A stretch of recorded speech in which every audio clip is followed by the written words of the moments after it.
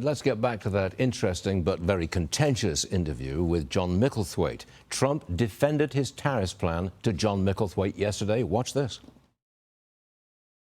We're going to bring the companies back. We're going to lower taxes still further for companies that are going to make their product in the USA.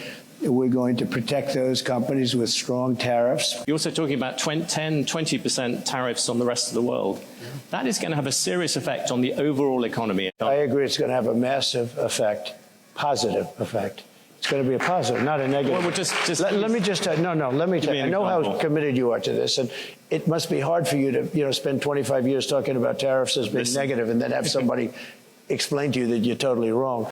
Like I said, that was something of a put down now, wasn't it? James Freeman joining us this morning. James, Wall Street Journal guy, your opinion, will Trump's tariffs plan help or hurt the U.S. economy?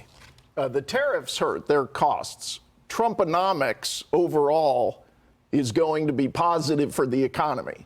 Now, I think that's why people are kind of wondering why at this meeting of an economics club, why are business people cheering taxes on trade? And it's because they're looking at the whole agenda, which is renewing the 2017 Trump tax cuts, reining in regulation.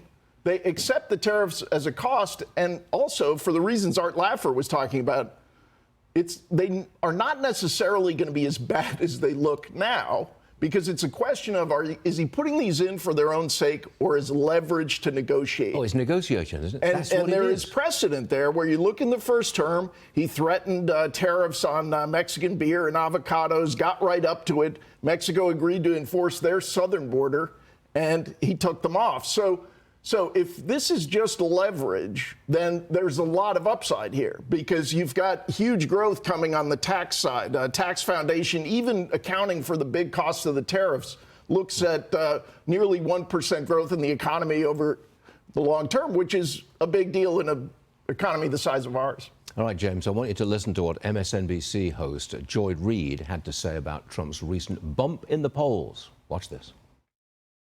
With these claims that Trump is surging with Black and Latino voters and leading in every single swing state, according to secret internal polls, despite all the Hitler talk?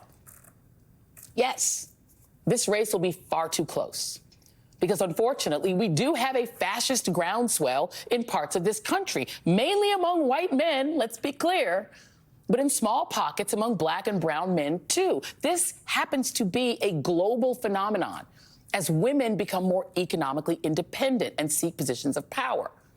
What do you say to that, James? A fascist groundswell. Yeah, a lot of people might not pay attention to the fever swamps of MSNBC, but I think they're very much aligned with the Harris campaign.